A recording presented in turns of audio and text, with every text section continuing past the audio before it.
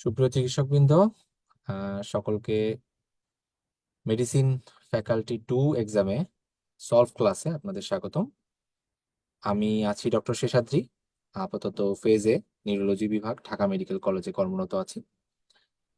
আজকে আমরা ফ্যাকাল্টি 2 এক্সামের মোট 4টা গুরুত্বপূর্ণ অংশ, নিউরোলজি, রিউমাটোলজি, হেপাটোলজি এবং সাইকিয়াট্রি, এই 4টা অংশ থেকে টোটাল 40টা প্রশ্ন আমরা সলভ করব।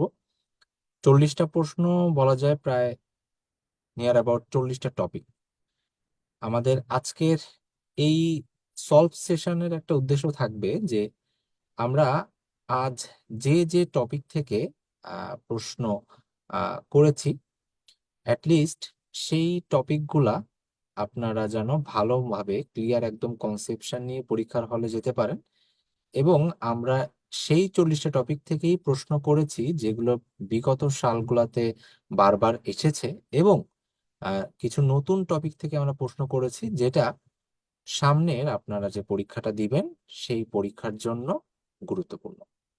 তো আমরা আর কথা না বাড়িয়ে আমাদের আজকের এই সলভ সেশনটা শুরু করি।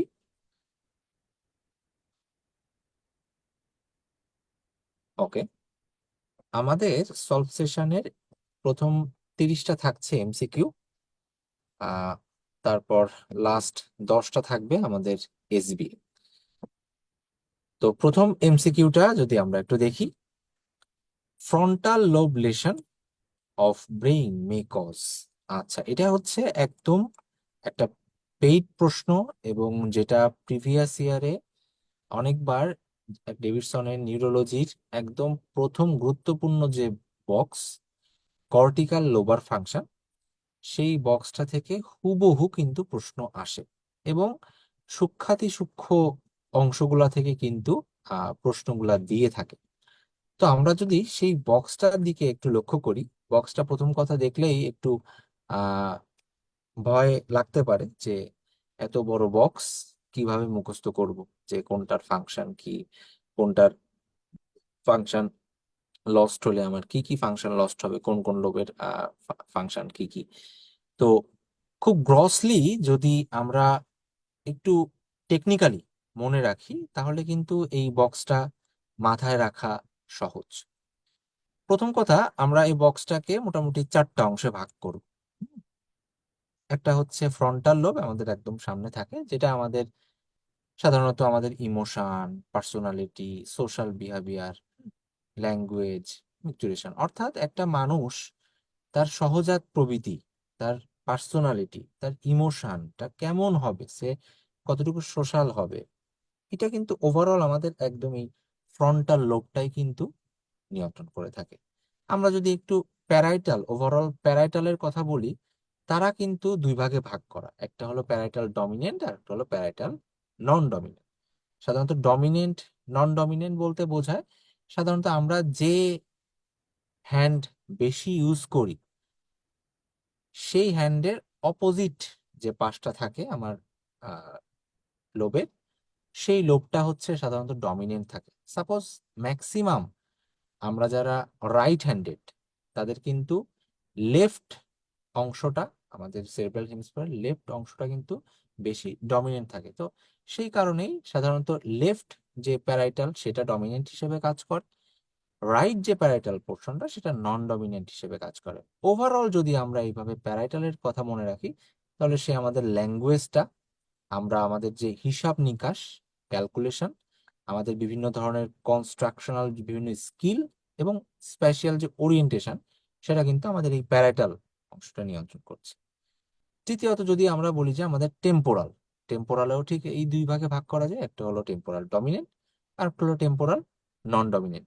এইটা সাধারণত আমাদের বিভিন্ন ধরনের, যেহেতু টেম্পোরাল অংশ আমাদের শোনা, আমাদের বিভিন্ন ধরনের memory, verbal non verbal memory, বিভিন্ন ধরনের গানের সুর শুনে পারসেপশন করা, স্মেল, ব্যালান্স, এই অংশগুলা কিন্তু ওভারঅল টেম্পোরাল ডমিনেন্ট নন ডমিনেন্ট মিলে কিন্তু কাজ করে। আমি গ্রসলি বলার চেষ্টা করছি, আরো স্পেসিফিক করে আমাদের কিন্তু মাথায় রাখতে হবে। আর একদম পিছনে যদি বলি অক্সিপিটাল, সেটা আমাদের সাধারণত ভিজুয়াল প্রসেসিং এ কিন্তু ফাংশন করে থাকে। এইবার এইগুলা হচ্ছে একদম গ্রস ফাংশন। এবার এগুলার যখন বিভিন্ন এই ফ্রন্টাল লোবের লেশন হবে বা প্যারাইটাল লোবের লেশন হবে, সেই লেশনগুলো হলে আমাদের অ্যাসোসিয়েটেড আমরা কি কি সাইন পাবো, কি কি সিমটম পাবো, কি কি ফেনোমেনন পাবো, এগুলোও কিন্তু আমাদের একটু আলাদা আলাদা করে মাথায় রাখতে হবে। তো আমরা এই বক্সটা থেকে আমরা ফ্রন্টাল লোব দিয়েছি পরীক্ষার হলে, প্যারাইটাল, ডমিনেন্ট, নন ডমিনেন্ট, টেম্পোরাল ডমিনেন্ট, নন ডমিনেন্ট, স্পেসিফিক করে এদের লস অফ ফাংশন হলে কি কি আমরা ফিচার পেতে পারি এভাবে আসতে পারে। অথবা কিন্তু একটা সিনারিও দিয়ে আপনাদের বলতে পারে যে এরকম একটা পেশেন্টের ডিসলেক্সিয়া আছে, অ্যাপ্রাক্সিয়া আছে, সেই পেশেন্টটা এখন অ্যাক্যালকুলিয়া ডেভেলপ করছে, হ্যাঁ, বা তার একটা সাইডে একটা কন্ট্রোলেটার হেমিসেন্সরি একটা লস আছে। তাহলে হোয়ার ইজ দ্য লেশন এরকম যদি বলে, সেক্ষেত্রে কিন্তু আমার একটা অ্যান্সার সেখানে সিঙ্গেল বেসড হিসেবেও কিন্তু আসতে পারে যে এটা প্যারাইটাল ডমিনেন্ট। অর্থাৎ আমি যেটা বলতে চাচ্ছি যে আপনাদের এখান থেকে ক্লু দিয়ে 3টা বা 4টা ফিচার দিয়ে আপনাকে কিন্তু পরীক্ষার হলে যে কোন লোবের লেশন সেটা আসতে পারে, বা আমরা যেভাবে প্রশ্ন করেছি যে এই লোবের লেশন হলে আমরা কি কি ফিচার পাই, এভাবেও কিন্তু আসতে পারে। অর্থাৎ এই বক্সটা কিন্তু একটা ইনফিনিটি স্টার বক্স, এটা থেকে এসবিএ এবং এমসিকিউ বোথ কিন্তু আসতে পারে। ওকে, তাহলে আমরা যদি একটু দেখি যে ফ্রন্টাল লোব লেশন হলে সাধারণত স্মেলটা লস হতে পারে, ইনকন্টিনেন্স হতে পারে, অ্যান্ড ফোকাল মোটর সিজার হতে পারে। কমপ্লেক্স হ্যালুসিনেশন, সাউন্ড মিশন, এগুলো সাধারণত আমাদের যে অন্যান্য লোব আছে সেই লোবগুলার রিলেশন গুলাতে এটা। ওকে, আমরা যদি একটু সামনের দিকে আগাই, লাইক এই যে যে কমপ্লেক্স হ্যালুসিনেশন, এটা হচ্ছে টেম্পোরাল যে নন ডমিনেন্ট পোর্শনটা আছে সেটা যদি লেশন হয় তখন আমরা এই ফিচারটা পেতে পারি। ওকে, সিউডোবালবার পালসি ফাউন্ড ইন, একদম সরাসরি বক্স থেকে কোশ্চেন। আমরা চেষ্টা করেছি বক্স এবং বক্সের বাইরে যেও কিছু কোশ্চেন করতে। তো এই ধরনের যখন আপনারা কোশ্চেন দেখবেন, এগুলা কিন্তু একদম বক্সের পেইড প্রশ্ন, এবং প্রিভিয়াস ইয়ারে কোনোবার বালবার, কোনোবার সিউডো বালবার, এগুলো কিন্তু একদম সরাসরি এসেছে। সেক্ষেত্রে এই যে যে বক্সটা আছে, এই বক্সটা কিন্তু আমাদের একদম ঠোঁটস্থ রাখতে হবে যে সিউডো বালবার পালসি কোন কোন ক্ষেত্রে হয়ে থাকে, বালবার পালসি কোন কোন ক্ষেত্রে হয়ে থাকে। সাধারণত Balbir palsy কেনেডিস disease, medullary infection, আমরা জানি যে আমার বাল্ব বা মেডুলাতে যদি আমার প্রবলেম হয় বা সেখানে পালসি হয়, তাহলে ওভারঅল সেই রিলেটেড আমরা ফিচার গুলো এখানে পেতে পারি। Motor neuron disease, syringobulbia, myasthenia gravis, GPS, হ্যাঁ, poliomyelitis, Lyme disease, vasculitis, brain stem glioma, malignant meningitis. হ্যাঁ, যদি ওভারঅল কম্পেয়ার করি, মেডুলারি ইনফেকশন হলেই একদম আমাদের যে বাল্ব সেটা ড্যামেজ হয়ে বাল্বার পালসি হয়। যদি বাইল্যাটারাল, যদি ল্যাকুনার ইনফেকশন বা হেমিস্ফিয়ার ইনফেকশন হয়, তখন এটা হবে pseudo Balbir. Motor neuron disease দুইভাবে প্রেজেন্ট করতে পারে, সিউডো বালবার বা বালবার।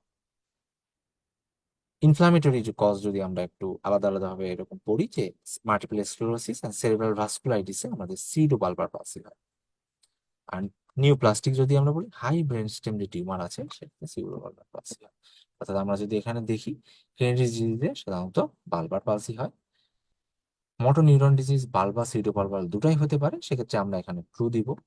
জিবিএস এ বালবার পালসি হয়, হাই ব্রেন স্টেম টিউমার আর সেরিব্রাল ভাস্কুলাইটিসে সিউডো বালবার পালসি হয়। একদম আহ, আমাদের সরাসরি বক্সের প্রশ্ন, মিস যাওয়ার, এগুলো কিন্তু মিস যাওয়ার কোনো প্রশ্নই আসে না। খুব ভালো করে পড়তে হবে এগুলো। ওকে, আমরা চেষ্টা করেছি যে আমাদের যে টেক্সট আছে সেই টেক্সটের ভিতর থেকে বা ফ্লো চার্ট বা বক্স, এই জায়গাগুলো থেকে একটু বেশি প্রশ্ন করার। তো প্রথমে আমরা যদি 3 নাম্বার প্রশ্নটা পড়ি, যে ইন অ্যামায়োট্রপিক ল্যাটারাল স্ক্লেরোসিস, তাহলে প্রথমেই আমাকে আগে জানতে হবে হোয়াট ইজ অ্যামায়োট্রপিক ল্যাটারাল স্ক্লেরোসিস। আচ্ছা, ঘটনাটা হলো যে এটা হচ্ছে আমার মোটর নিউরন ডিজিজের কাইন্ড অফ একটা ক্লাসিফিকেশন। একটা মোটর নিউরন ডিজিজের পেশেন্ট আমাদের কাছে মোটামুটি 4 ধরনের প্রেজেন্টেশন নিয়ে আসতে পারে। সে প্রোগ্রেসিভ মাসকুলার অ্যাট্রফি নিয়ে আসতে পারে, সে মিক্সড লোয়ার মোটর, হ্যাঁ, প্রাইমারি ল্যাটারাল স্ক্লেরোসিস হিসেবে আসতে পারে, প্রোগ্রেসিভ বালবার পালসি নিয়ে আসতে পারে, আর ওভারঅল যেটা মিক্সড ভ্যারাইটি অ্যামায়োট্রপিক ল্যাটারাল স্ক্লেরোসিস নিয়ে আসতে পারে।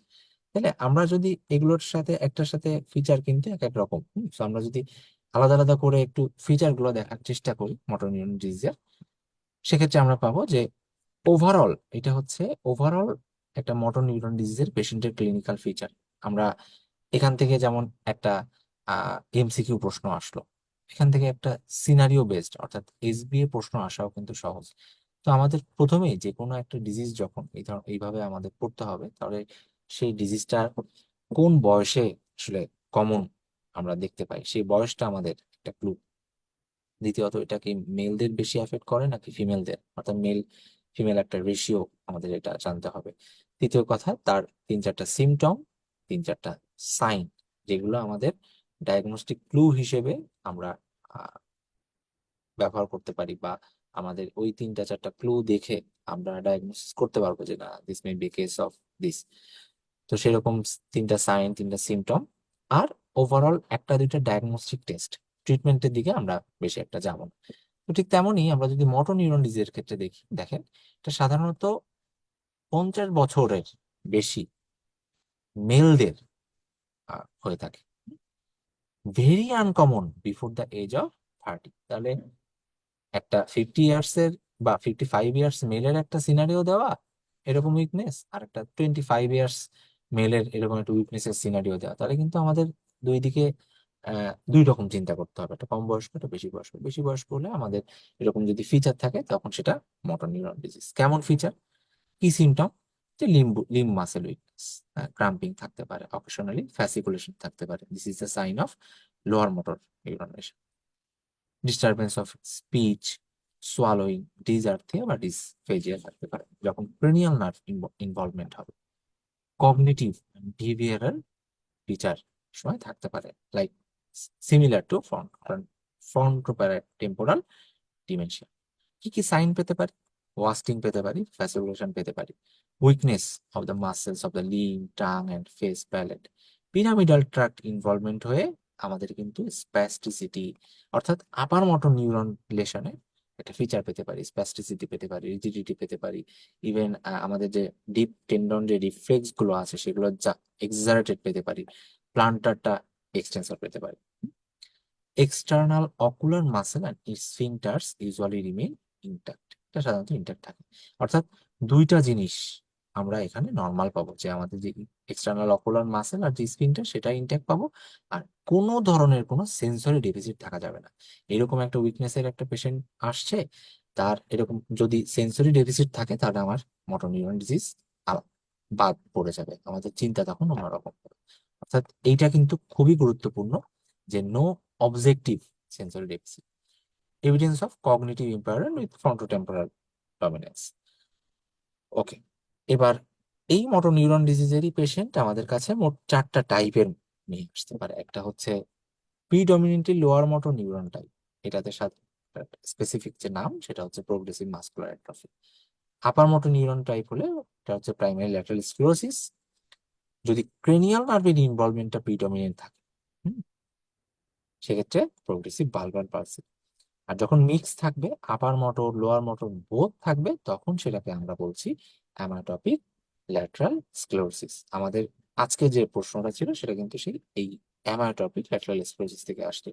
পরীক্ষার হলে প্রাইমারি ল্যাটারাল স্ক্লেরোসিস থেকে আসতে পারে, প্রোগ্রেসিভ বালবার পালসি থেকে আসতে পারে, প্রোগ্রেসিভ মাসকুলার অ্যাট্রফি থেকে আসতে পারে।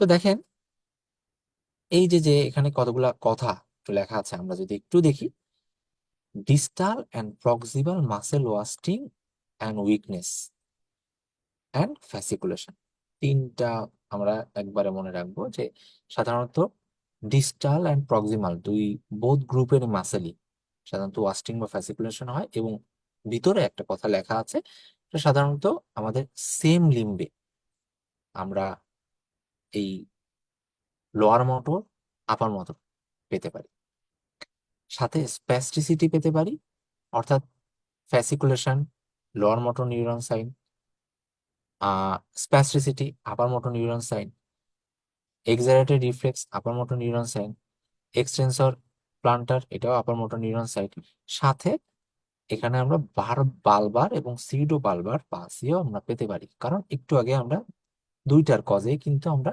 মোটর নিউরন ডিজিজ দেখেছি। পালসি মে ফলো ইভেনচুয়ালি, একটার পর একটা হতে পারে। ইভেন পিরামিডাল ট্র্যাক ফিচার এখানে প্রিডমিনেন্ট থাকতে পারে, অর্থাৎ আমাদের যে আপার মোটর নিউরন লেশনের ফিচারটা ওভারঅল ক্ষেত্রে এক্ষেত্রে একটু প্রিডমিনেন্ট থাকতে পারে।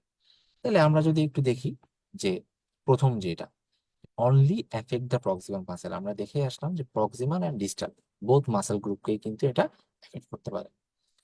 Both upper motor and lower motor features found in the same limb, এটা কিন্তু একদম ভিতরে একদম একটু টেক্সটের কথা, যে আমরা এখানে আমরা পাচ্ছি সাধারণত আপার মোটর নিউরন এবং লোয়ার মোটর নিউরন দুইটাই পাওয়া যায়, কিন্তু বইয়ের একটা লাইন এটা সেম লিম্বেই পাওয়া যায়। Sensory is intact, definitely sensory যদি ইন্ট্যাক্ট না থাকতো আমার পুরো ডায়াগনোসিস চেঞ্জ হয়ে যাবে। Deep tendon reflex are absent, হ্যাঁ, এই কথাটা দেখে অনেকেই হয়তো এটা ট্রু দাগিয়ে আসতে পারেন। হ্যাঁ, যে আপার motor neuron lesion lower motor neuron lesion একসাথেই আছে, তাহলে মনে হয় ডিপ টেন্ডন রিফ্লেক্সটা এটা হচ্ছে অ্যাবসেন্ট হবে, কিন্তু না। প্রথম কথা, এটা নর্মাল অ্যাবসেন্ট এক্সারেটেড।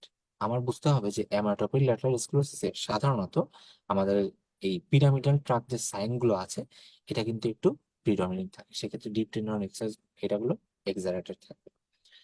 বারবার সুইডো বারবার পালসি ফলো ইফেকচুয়ালি, হ্যাঁ এটা ট্রু।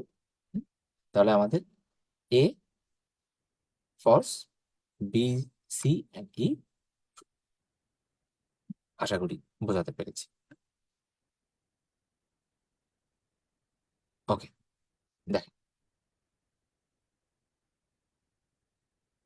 সাব অ্যারাকনয়েড হেমোরেজ হয়েছে।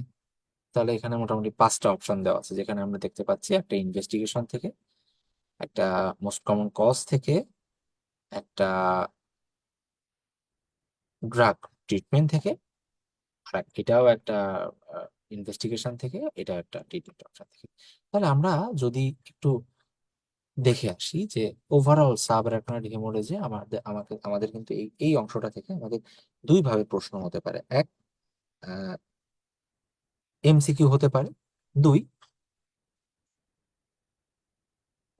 এসবি হতে পারে। হুম, দেখেন এমসিকিউ ওভারঅল কাদের বেশি হয়, মোস্ট কমন কজ কি, ডায়াগনস্টিক ইনভেস্টিগেশন কি, আর একটা গোল্ড স্ট্যান্ডার্ড একটা ট্রিটমেন্ট কি, এই ধরনের 5টা বা 6টা পয়েন্ট করে কিন্তু আমাদের একটু মাথায় রাখা লাগে।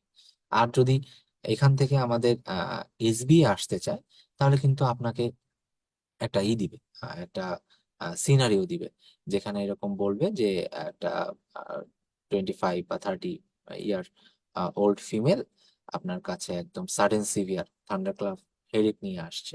হ্যাঁ? সাথে বিপি বেশি এবং নেক স্টিফনেস আছে। হুম? তাহলে নো হিস্ট্রি অফ ফিভার এরকম যদি দিয়ে দেয়, তাহলে কিন্তু আমাদের এটা ডায়াগনোসিস আনটিল আদারওয়াইজ প্রুভড, এটা কিন্তু আমাদের সাব অ্যারাকনয়েড হেমোরেজ। বিষয়টা হলো যে এইখানে এই যে নো হিস্ট্রি অফ ফিভারটা দিয়ে কিন্তু আপনাকে মেনিনজাইটিসটা মোটামুটি এক্সক্লুড করে দিল, যেহেতু একটা নেক রিজিডিটির কথা বা নেক স্টিফনেসের কথা বলেছে সেই অনুযায়ী। আর সাডেন সিভিয়ার এই থান্ডার ক্লাব হেডেক, এই থান্ডার ক্লাব হেডেক যখন এটা একটা এই ওয়ার্ডটা ইউজ করবে, এটা ডেফিনেটলি এটা সাব অ্যারাকনয়েড হেমোরেজের ক্ষেত্রে এটা প্রযোজ্য। যাই হোক, আমরা যদি একটু দেখি যে কাদের তাহলে বেশি হয়, এটা সাধারণত ফিমেলদের বেশি হয়। যদি ফিমেল ইন ওল্ডার পিপল, যার আগে থেকে একটা ফ্যামিলি হিস্ট্রি আছে অথবা ভাস্কুলার কোনো একটা রিস্ক ফ্যাক্টর আছে। Most subarachnoid hemorrhages are due to very aneurysm at bifurcation of cerebral arteries, particularly in the circle of Willis। হ্যাঁ, ওখানে যদি কোনো একটা আমার অ্যানিউরিজম থাকে, ওটা রাপচার হয়ে আমার হচ্ছে এই সাবআরাকনয়েড হেমোরেজটা হয়। তা সেটার জন্য মোস্ট কমন সাইট কোনটা? The most common site are in the anterior communicating artery 30%, secondly posterior communicating artery 25%, and thirdly middle cerebral artery 20%। সাধারণত কি ফিচার নিয়ে আসে দেখেন, সাবআরাকনয়েড usually present with a sudden severe thunderclap headache which usually persistent, often accompanied by vomiting, raised BP neck stiffness or neck pain. On examination patient distress থাকতে পারে, সেখানে আমরা একটা থার্ড নার্ভ পালসির অনেক সময় একটা ফিচার পেতে পারি। Third nerve palsy may be present due to local pressure from an aneurysm. ওই যে বেরি অ্যানিউরিজম ছিল, এই বেরি অ্যানিউরিজমটা যদি পোস্টেরিয়র কমিউনিকেটিং আর্টারি ওইখানে থাকে, তাহলে সেই লোকাল অ্যানিউরিজমের লোকাল প্রেশারের কারণে কিন্তু এখানে থার্ড নার্ভ পালসি হতে পারে। এটা একটা পেইনফুল থার্ড নার্ভ পালসি। ওকে, এবং আমরা ফান্ডোস্কোপি করে সাব হাইলয়েড হেমোরেজ পেতে পারি। দেখেন এখানে একটা আমার ডায়াগনস্টিক অ্যাপ্রোচটা কিভাবে হবে। আমরা তো একটা সিটি স্ক্যান করবো, এটা কিন্তু একদম নর্মাল সিটি স্ক্যান, এটা কিন্তু আমার কন্ট্রাস্ট বা কিছু এরকম দেওয়ার প্রয়োজন নেই। নর্মাল সিটি স্ক্যান করেই কিন্তু আমরা এই সাব অ্যারাকনয়েড হেমোরেজ ডায়াগনোসিস করে থাকি। সিটি স্ক্যান করে যদি সাব অ্যারাকনয়েড হেমোরেজ থাকে, তখন আমরা সেটা নিউরোসার্জারিতে রিসাসিটেট করার জন্য ট্রান্সফার করব, সাথে আমরা একটা ওষুধ দিব নিমোডিপিন 60 mg। এই নিমোডিপিনটা কিন্তু সেরেব্রাল ভেসেল সিলেক্টিভ। হ্যাঁ, আমাদের মোট ক্যালসিয়াম চ্যানেল ব্লকার দুই গ্রুপের আছে, ডাইহাইড্রোপাইরিডিন আর একটা হচ্ছে রেট লিমিটিং। তো এই ডাইহাইড্রোপাইরিডিনের ভিতরে অ্যামলোডিপিন, নিফেডিপিন, হ্যাঁ, আর নিমোডিপিন। তো এই নিমোডিপিনটা কিন্তু আমার স্পেসিফিক্যালি এটা কিন্তু সেরেব্রাল ভেসোসিলেক্টিভ। আপনি অ্যামলোডিপিন বা নিফেডিপিন এগুলো দিয়ে কিন্তু এখানে খুব একটা উপকারটা পাওয়া যাবে না। আর এখানে তো rate limiting calcium channel blocker দেওয়ার কোনো এখানে প্রয়োজনই নেই। ওহ, দ্বিতীয় কথা, কোনো কারণে আপনার একটা সিটি স্ক্যান করালেন, আপনি চিন্তা করছেন যে এই পেশেন্টের সাবঅ্যারাকনয়েড হেমোরেজ হয়েছে, কিন্তু সিটি স্ক্যানে কোনো ধরনের কোনো ফাইন্ডিং পেলেন না। এরকম আমরা 10%, less than 10% সাবঅ্যারাকনয়েড হেমোরেজের ক্ষেত্রে এরকম পেতে পারি যে সিটি স্ক্যানে কোনো ফাইন্ডিং নেই। এখন সেক্ষেত্রে আমার ডায়াগনোসিস কনফার্ম করতে গেলেও কিন্তু আমার একটা সিএসএফ করতে হবে। হ্যাঁ, এখন সিএসএফটা আপনি কখন করবেন, এখানে কিন্তু স্পেসিফিক করে লেখা আছে সিএসএফ আফটার 12 আওয়ার্স। এর আগে আপনি সিএসএফ করেও কিন্তু আপনি এই সাব অ্যারাকনয়েড হেমোরেজ কিন্তু ডায়াগনোসিস করতে পারবেন না। হুম,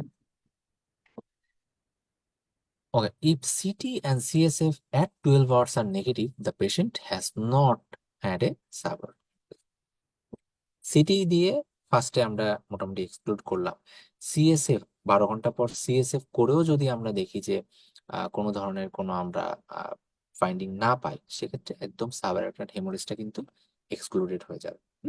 আমরা যদি কয়েকটা ম্যানেজমেন্ট অপশন দেখি, দেখেন নিমোডিপিনের কথা তো আমরা বললাম আমরা ড্রাগের মধ্যে। দ্বিতীয়ত সার্জিক্যাল যে অপশনগুলো আছে, insertion of the platinum coals into the aneurysm, এটা কিন্তু আমাদের কাইন্ড অফ একটা gold standard. or surgical clipping of the aneurysm neck reduces the risk of both early and late recurrent। যাদের একবার হয় তাদের কিন্তু বারবার হওয়ার কিন্তু চান্স থাকে। ওকে, আর আমাদের একদম নর্মাল কিছু কনজারভেটিভ কিছু ট্রিটমেন্টের কথা বলা। তো আমরা ওভারঅল যদি আমরা আমাদের এই সিনারিওটা দেখতে চাই সাবঅ্যারাকনয়েড হেমোরেজ, দেখেন contrast CT scan is the investigation of choice. আমরা এর প্রথমে বলে নিয়েছি যে আমার এই সাবঅ্যারাকনয়েড হেমোরেজ দেখতে কোনো ধরনের কোনো কন্ট্রাস্টের প্রয়োজন নাই। হ্যাঁ, এটা একদম সিম্পল যে সিটি স্ক্যান, সেই সিটি স্ক্যান করলেই আমরা এটা ডায়াগনোসিস করতে পারবো। Okay, aneurysm rupture is the most common cause. আমরা দেখলাম যে berry rupture of the berry aneurysm হওয়ার কারণে নিয়ার অ্যাবাউট 85% সাবঅ্যারাকনয়েড হেমোরেজ কিন্তু হয়ে থাকে। Any calcium channel blocker can be given. তাহলে আমরা যেটা বললাম যে ক্যালসিয়াম চ্যানেল চ্যানেল ব্লকার দুই ধরনের আছে, এর মধ্যে কিন্তু আমাদের ডাইহাইড্রোপাইরিডিন গ্রুপের যে নিমোক্যাল বা নিমোডিপিন যেটা আছে, এটাই কিন্তু আমাদের এখানে দিতে হবে। এখানে কিন্তু কারণ এটা হচ্ছে সেরেব্রাল ভেসেল সিলেক্টিভ। এটা এখানে দিলে সাধারণত আমাদের রাপচার যে ব্লাড ভেসেল দ্রুত এটাকে রাপচারটা এটা রিকভার করার ট্রাই করে। Blood is found in the CSF within 4 hours. এটা কিন্তু একটু টেকনিক্যাল কোশ্চেন, যারা ইনভেস্টিগেশনটা ভালো করে বুঝে পড়েছেন তাদের কিন্তু এটা ভুল হওয়ার কথা না। বাট কেউ যদি এটা ওই যে স্ট্রোকের পেশেন্ট আমাদের কাছে 4 ঘন্টার মধ্যে আসলেই আমরা থ্রোম্বোলাইসিস করব, এরকম একটা 4 ঘন্টা একটা রিলেশন করে যদি এটা অ্যান্সার করে থাকেন, অনেকে এটা ট্রু দিয়ে রাখতে পারেন। দেখেন 4 ঘন্টার মধ্যে ওই যে মানে ব্লাডটা এটা সিএসএফ এর মধ্যে আসবে না, যে কারণে কিন্তু আমরা সিটি নেগেটিভ হওয়ার 12 ঘন্টা পর আমরা সিএসএফ করে আমরা এটা ডায়াগনোসিস করার চেষ্টা করেছি, কারণ এটা আসতে নিয়ার অ্যাবাউট 12 ঘন্টা সময় লাগে। Okay, platinum coiling is the best treatment option. হ্যাঁ, ওটা বললাম যে এটার যত অপশন ট্রিটমেন্ট অপশন গুলো আছে এর মধ্যে প্লাটিনাম কয়েলিংটা এটা হচ্ছে বেস্ট। ওকে, তাহলে আমরা কিন্তু দেখলাম যে ওভারঅল বক্সের বাইরে যেও এই ধরনের প্রশ্ন কিন্তু একটু টেকনিক্যাল বা এই অংশগুলা থেকে এইভাবে এইভাবে কিন্তু প্রশ্ন কিন্তু আসতে পারে। সো সাব অ্যারাকনয়েড হেমোরেজ এটা কিন্তু একটা গুরুত্বপূর্ণ টপিক। ওকে, তাহলে most common site of aneurysm of sub arachnoid haemorrhage এটা আমাদের already solved, anterior communicating artery. যারা এই সাব অ্যারাকনয়েড হেমোরেজটা ভালো করে পড়েছেন আশা করি তারা এই দুটা প্রশ্নে একদম সম্পূর্ণ নাম্বার পেয়েছেন। Okay, defect in the sodium channel results in, এটা থেকেও প্রশ্ন হয়, এটা একটু মুখস্থ করার বিষয়। সোডিয়াম চ্যানেল এসেছে পরীক্ষার হলে, chloride channel, calcium channel, potassium channel বা রায়ানোডিন রিসেপ্টর, এটা দিয়েও কিন্তু প্রশ্ন আসতে পারে। আমাদের শুধুমাত্র চ্যানেলগুলোর নাম এবং কি ডিজিজ হয় এইটা আমাদের একটু মাথায় রাখলেই হবে। দেখেন সোডিয়ামের জন্য paramyotonia congenita, potassium aggravated myotonia, hyperkalemic and hypokalemic periodic paralysis. Channel sodium কিন্তু আমার হাইপার ক্যালেমিক হাইপোক্যালেমিক দুই ধরনের পিরিয়ডিক প্যারালাইসিস পাচ্ছে। আবার পটাশিয়ামের সাথেও কিন্তু হাইপোক্যালেমিক পিরিয়ডিক প্যারালাইসিস আছে, ক্যালসিয়ামের সাথে হাইপোক্যালেমিক পিরিয়ডিক প্যারালাইসিস আছে। স্পেসিফিক এর জন্য একটা আছে ম্যালিগনেন্ট হাইপারথাইরয়েডিজম। ক্লোরাইড চ্যানেলের জন্য Thomsen and Becker's disease. Okay, তাহলে যদি আমরা একটু দেখি সোডিয়াম চ্যানেলের ডিফেক্টের জন্য paramyotonia congenita, hyperkalemic and hypokalemic periodic paralysis. Okay, psychiatry থেকে খুব স্পেসিফিক জায়গা থেকে প্রশ্ন হয়, এর বাইরে তেমন একটা প্রশ্ন হয় না। তো এটাও একটা খুব কমন এবং প্রিভিয়াস এর একটা topic, organic causes of anxiety disorder. আচ্ছা, organic causes of anxiety disorder বলতে এটাই বোঝায় যে আদার দেন সাইকাট্রিক ইলনেস কিছু মেডিকেল কজ, অর্থাৎ একটা ডিজিজ কন্ডিশন, যে ডিজিজ কন্ডিশনে আপনার অ্যাংজাইটি হতে পারে, সেই ডিজিজ বা মেডিকেল কন্ডিশন গুলাকেই আমরা এখানে বলছি organic causes of anxiety disorder. সেটা যদি আমরা একটু দেখি, দেখেন নর্মাল মানে অ্যাংজাইটির অনেক কজ আছে, যে adjustment disorder, general excitation, panic, phobic. হ্যাঁ, কিন্তু স্পেসিফিক ডিজিজের জন্য আমার এরকম অ্যাংজাইটি হচ্ছে। হাইপার থাইরয়েডিজম, অনেক টেন্সড, সবসময় একটা টেন্সড একটা অবস্থায় থাকে। প্যারোক্সিসমাল অ্যারিথমিয়া, হ্যাঁ, pheochromocytoma cytoma, alcohol and benzodiazepine withdrawal, অনেকদিন ধরে আহ, যে ঘুমের ওষুধ খাচ্ছিল বা অ্যালকোহল খাচ্ছিল, হুট করে এটা বন্ধ করে দেওয়া হয়েছে, অ্যালকোহল বা ঘুমের ওষুধ বন্ধ করে দেওয়া হয়েছে, সে তখন এটা পাওয়ার জন্য একদম ছটফট করবে, হ্যাঁ, অ্যাংজাইটি থাকবে। Hypoglycaemia and temporal lobe epilepsy. তাহলে এটা যদি একটু দেখি, হাইপারথাইরয়েডিজম, ফিওক্রোমোসাইটোমা, অ্যালকোহল উইথড্রল, এটা হাইপোগ্লাইসেমিয়া হলে। স্ট্রোক না হয়ে যদি এটা টেম্পোরাল লোব এপিলেপসি হতো তাহলে এটা অ্যাংজাইটি ডিসঅর্ডার মধ্যে পড়তো। ওকে, মাইস্থেনিয়া গ্রাভিস আমরা চেষ্টা করেছি কিছু বক্স আর কিছু টেক্সট এগুলা থেকে কিন্তু প্রশ্ন করার। তো এরকম একটা গুরুত্বপূর্ণ টপিক কিন্তু আমাদের এই মাইস্থেনিয়া গ্রাভিস।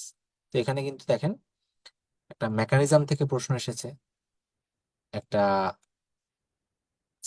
সিমটম বা ইনভলভমেন্ট থেকে প্রশ্ন এসেছে, অ্যাসোসিয়েশন থেকে প্রশ্ন এসেছে, একটা ইনভেস্টিগেশন থেকে প্রশ্ন এসেছে, আর একটা ড্রাগ ট্রিটমেন্ট থেকে প্রশ্ন এসেছে। তো ওভারঅল আমরা যদি মায়াস্থেনিয়া গ্রাভিস সম্পর্কে একটু দেখে আসি, আমরা যদি একটু মার্ক করা লাইনগুলা একটু দেখতে চাই, এক second. Okay, this is the most common cause of acutely evolving fatigable weakness and preferentially affects the ocular, facial, and bulbar muscle. It is an autoimmune disease, most commonly 80% causes of caused by antibodies to acetylcholine receptor in the post junctional membrane of the neuromuscular junction. তাহলে antibody mediated autoimmune disease, এটা আমরা সবাই জানি, acetylcholine রিসেপ্টরের ভিত্তিতে অ্যান্টিবডিটা আমাদের তৈরি হয়, কিন্তু সেটা কোথায়? Post junctional membrane of neuromuscular junction. Reduce the number of acetylcholine receptor, damages the end plate. About 15% of the patient have thymoma, most remainder displaying thymic follicular hyperplasia. কিছু কিছু drug can precipitate myasthenic syndrome like penicillamine that may persist after drug withdrawal. Other drugs, especially aminoglycoside, quinolones, may exacerbate the neuromuscular blockade and should be avoided in patient with myasthenia gravis. তাহলে এখান থেকেও একটা কিন্তু stem থাকতে পারে, যে অথবা এখান থেকে একটা প্রশ্ন আসতে পারে, which drugs are avoided in myasthenia gravis. এটাও কিন্তু একটা এমসিকিউ। আমরা যখন এরকম একটা এই প্যারা প্যারা বা এই যে অংশগুলো পড়বো, একটা টপিক পড়বো, এই টপিকগুলো থেকে সম্ভাব্য আমাদের কি কি প্রশ্ন হতে পারে এটাও কিন্তু আমাদের একটু মাথায় নিয়ে এভাবে পড়তে হবে। তাহলে আমাদের এজ গ্রুপটা যদি একটু দেখি, এটা হচ্ছে 15 to 50, and there is female preponderance, অর্থাৎ এটা একটু আমরা ধরে নিতে পারি যে অটো ইমিউন যে ডিজিজ গুলো আছে, এটা সাধারণত ম্যাক্সিমাম ক্ষেত্রেই হচ্ছে ফিমেল প্রিপরডেন্সটা বেশি হয়। In older patient, males are the more commonly affected. ইয়ঙ্গারদের ক্ষেত্রে ফিমেল, ওল্ডারদের ক্ষেত্রে। Most evident symptom is fatigable muscle weakness. The worsening symptoms towards end of the day of the following exercise is characteristic. There are no sensory sign or signs of involvement of CNS. The first symptom are usually intermittent ptosis or diplopia.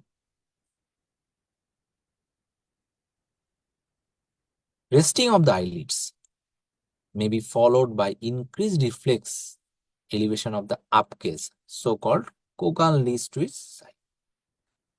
The most commonly, the shoulder girdle affect.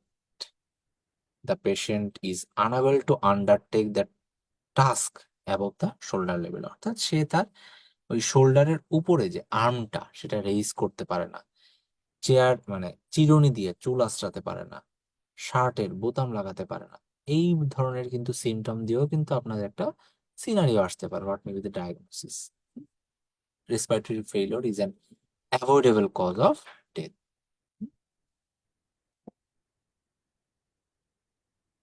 আচ্ছা,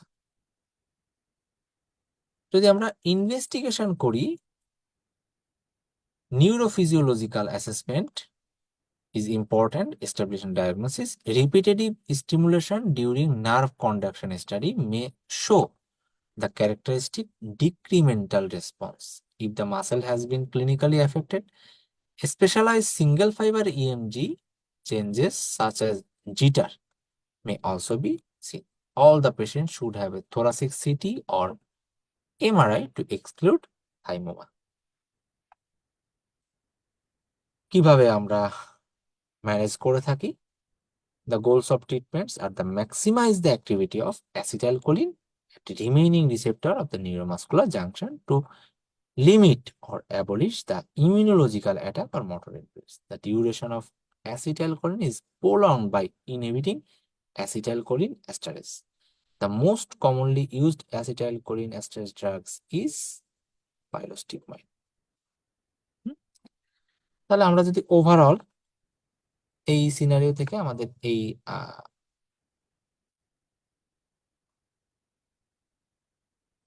প্রশ্নটা আমরা একটু দেখি। দেখেন,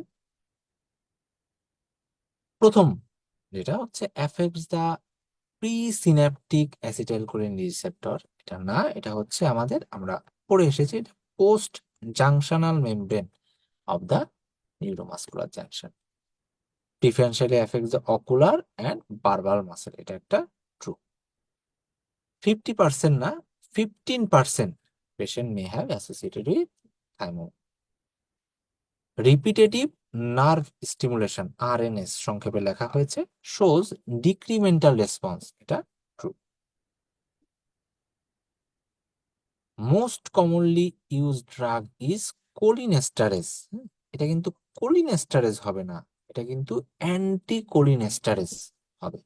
হুম, তাহলে সূক্ষ্ম সূক্ষ্ম কিন্তু এই যে শব্দের যে মারপ্যাচ, এই মারপ্যাচ গুলা কিন্তু আমাদের পরীক্ষার হলে ধরতে হবে, নাহলে কিন্তু এই জিনিসগুলা মিস হয়ে যাবে। ওকে, আমরা একটু সামনের দিকে আগাই। X-ray abnormalities found in rheumatoid arthritis, খুব পেইড একটা টপিকস। এই টপিকস থেকে, এই বক্স থেকে বারবার প্রশ্ন আসে।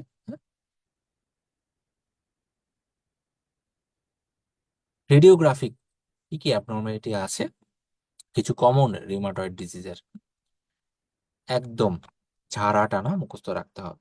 পরীক্ষার হলে চিন্তা ভাবনা করার কোনো সুযোগই নাই। এরকম একটা বক্সের এরকম হুবহু প্রশ্ন আসলে জাস্ট প্রশ্ন পড়বেন, বক্সটা মেমোরাইজ করবেন, সঙ্গে সঙ্গে আমার ট্রু বা ফলস অ্যান্সার গুলো দাগিয়ে ফেলতে হবে, কারণ এই প্রশ্নগুলোই হচ্ছে আপনার কিন্তু টাইম সেভ করবে। তো এর মধ্যে যদি আমরা একটু দেখে আসি, আমাদের যে রিউমাটয়েড আর্থ্রাইটিসে পেরিআর্টিকুলার অস্টিওপোরোসিস হয়, মার্জিনাল জয়েন্ট ইরোশন হয় অ্যান্ড জয়েন্ট স্পেস ন্যারোয়িং হয়। এটা নিয়ে আমরা আর বেশি দূর আগালাম না। ফিচার্স অফ ফেল্টিস সিনড্রোম, এটাও একটা বক্সের প্রশ্ন। সাধারণত একটা লং স্ট্যান্ডিং রিউমাটয়েড আর্থ্রাইটিসের একটা পেশেন্ট, ফিমেল, ককেশিয়ান, হোয়াইট একটা female, long standing rheumatoid arthritis আছে, যার বয়সটা এরকম 50 to 70-র ভিতরে। Deforming disease but inactive. Inactive বলতে বোঝাচ্ছে যে এখানে তার সিআরপি, ইএসআর এগুলো নর্মাল, এই ইনঅ্যাক্টিভ অবস্থায় আছে। ডিফর্মিং অর্থাৎ রিউমাটয়েড আর্থ্রাইটিসে যে ডিফর্মিটি গুলো পাওয়া যায়, জেড ডিফর্মিটি অফ দ্য থাম, সোয়ানিক ডিফর্মিটি, বাটনিয়া ডিফর্মিটি, এই ধরনের বিভিন্ন ডিফর্মিটি আছে। আবার সেরো পজিটিভ ফর রিউমাটয়েড ফ্যাক্টর, এরকম যদি ওভারঅল থাকে, তার কিন্তু এই ফেল্টিস সিনড্রোম হওয়ার একটা রিস্ক থাকে। কি ফিচার নিয়ে পেশেন্ট আমাদের কাছে আসে?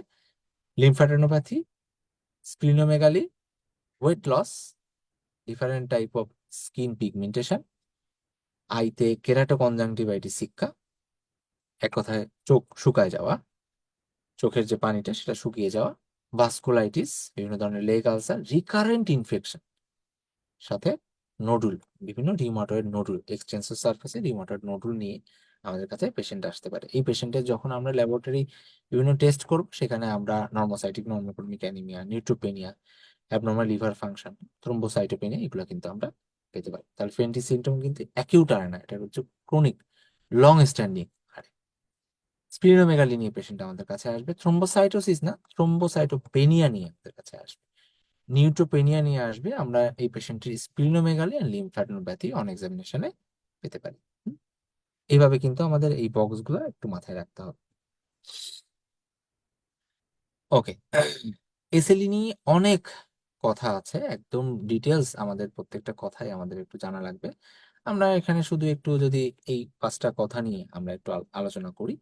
দেখেন, এসএলইর পেশেন্ট আমাদের কাছে সাধারণত এই ধরনের হেপাটো স্প্লিনোমেগালি নিয়ে আমাদের কাছে প্রেজেন্ট করেন। আমাদের কাছে নর্মাল যে এসএলইর যে বিভিন্ন ধরনের ডায়াগনস্টিক ক্রাইটেরিয়া আছে, oral ulcer, discoid ulcer, discoid rash, হ্যাঁ, অ্যালোপেশিয়া, এই ধরনের 11টা মোট ফিচার আছে। এই ফিচারগুলো নিয়ে কিন্তু পেশেন্ট আমাদের কাছে প্রেজেন্ট করে।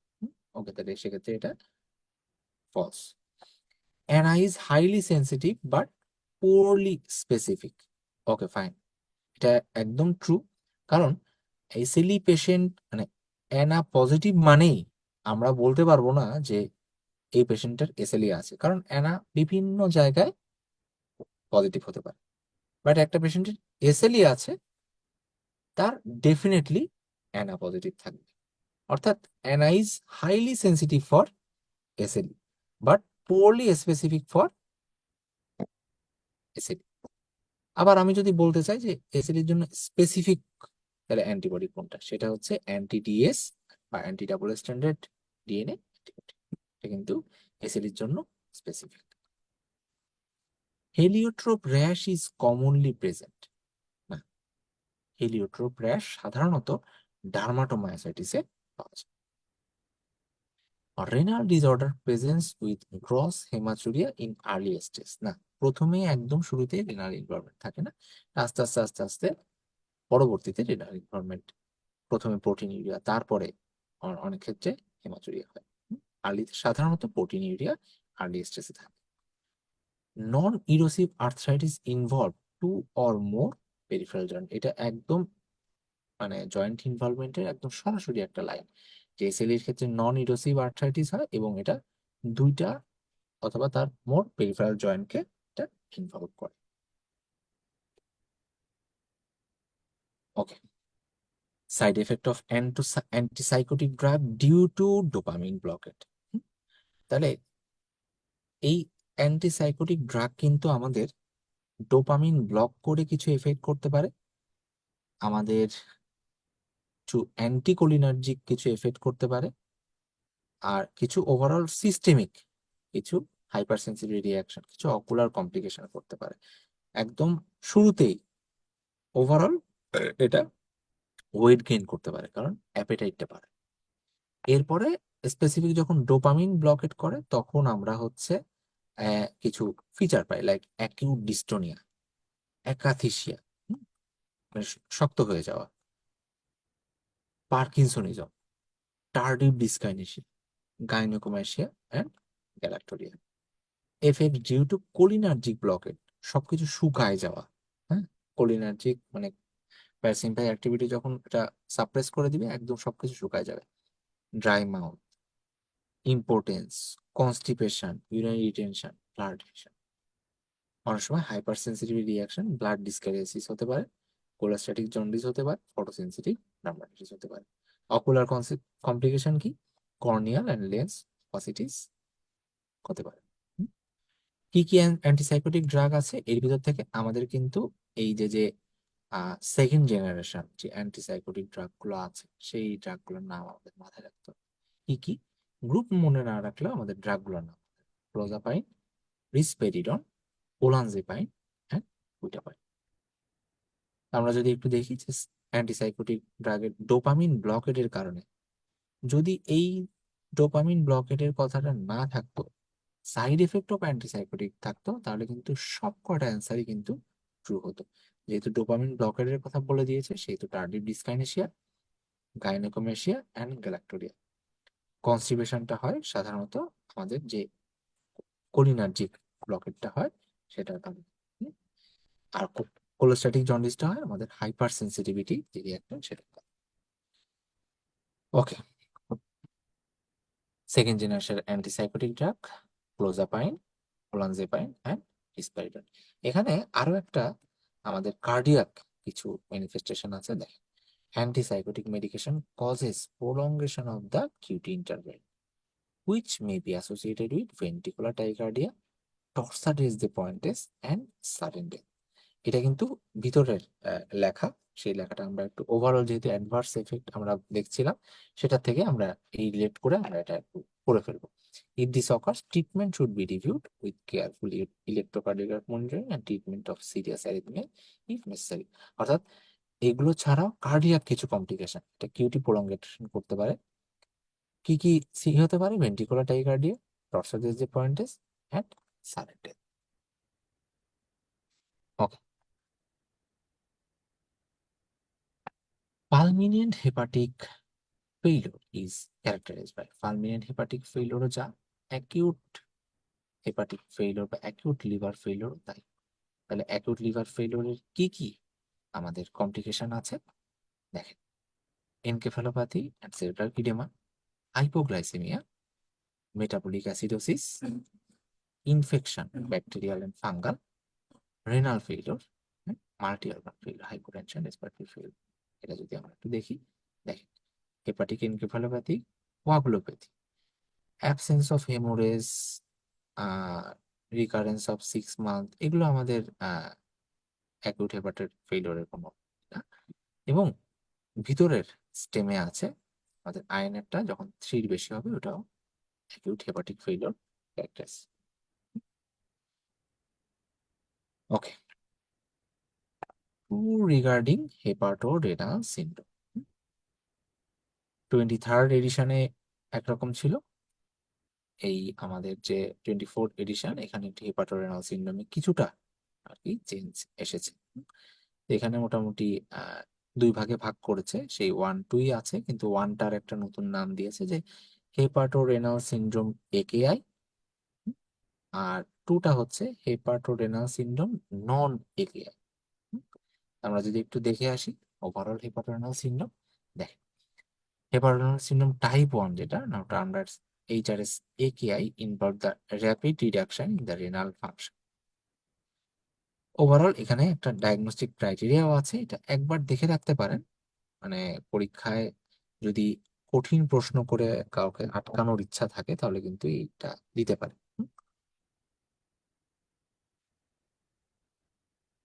যেখানে আমরা এখান থেকে একটা দুইটা তথ্য নিয়ে কিন্তু আমরা এই আহ, প্রশ্নটা দিয়েছি, যেখানে দেখেন এই এইচআরএস একেআইটা আমি কিভাবে ডায়াগনোসিস করব সেটার এখানে কিছু ক্রাইটেরিয়া দেওয়া আছে। Diagnosis of cirrhosis, acute liver failure and acute and chronic liver failure, আগে এটা আমার ডায়াগনোসিস করতে হবে। নেক্সট আমার, এটা তো আমার হেপাটিক আমার একটা ডায়াগনোসিস হলো, এবার আমার রেনাল একটা ডায়াগনোসিস লাগবে। সেই রেনাল ডায়াগনোসিসটা করতে গেলে আমার এখন রেনালের কিছু ক্রাইটেরিয়া লাগবে, লাইক সিরাম ক্রিয়েটিনিনটা বাড়তে হবে, কত বাড়তে হবে, 0.3 mg/dl greater than equal within 48 hours or 50% from the baseline। শেষ। ইউরিনের আউটপুট কমতে হবে, কত আসতে হবে, less than 0.5 ml/kg/hour greater than 6 hours। No response after 2 consecutive days of diuretic withdrawal and volume expansion with albumin। Absence of shock, no current or recent treatment with nephrotoxic drug, and absence of parenchymal disease as absence of proteinuria, absence of microhematuria, normal findings on renal ultrasound।